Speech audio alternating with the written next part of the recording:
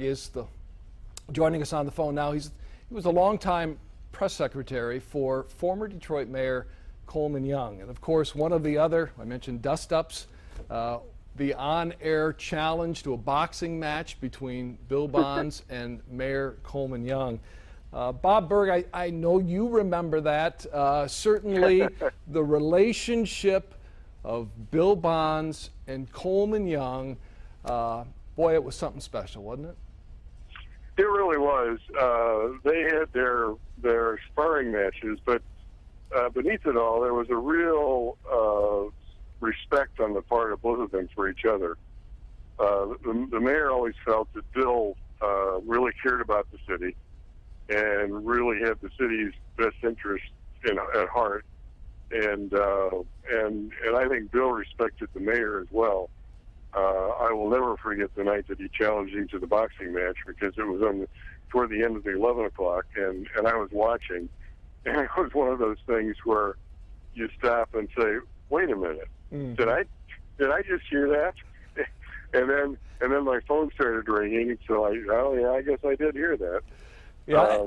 And one of the things that's not known at all is that Bill went off to rehab after that, and then before he came back, went on the air, he came up and he and the mayor sat down together, and the meeting went extremely well. He apologized to the mayor. The mayor said he didn't need to apologize, and that he'd be glad to come back on the air with Bill anytime.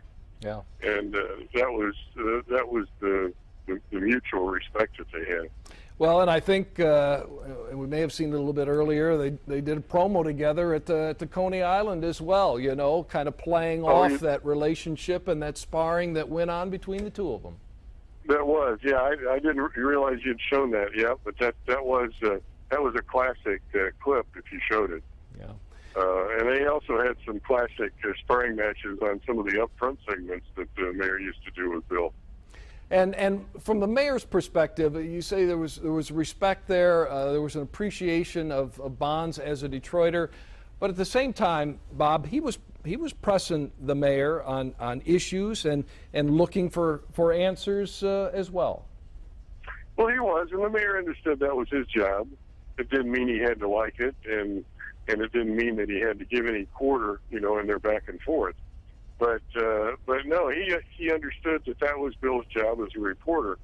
And he used to talk about, in '67, during the civil disturbance that broke out, listening to Bill's reports, and that he could tell that Bill's heart was really breaking and what was happening in the city that night, or during that period.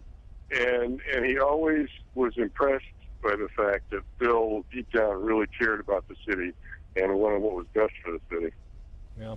Well, you talk about two men who have had lasting impacts on the city of Detroit. Coleman A. Young and Bill Bonds, those are two names. Those are two names that people are going to remember for decades to come.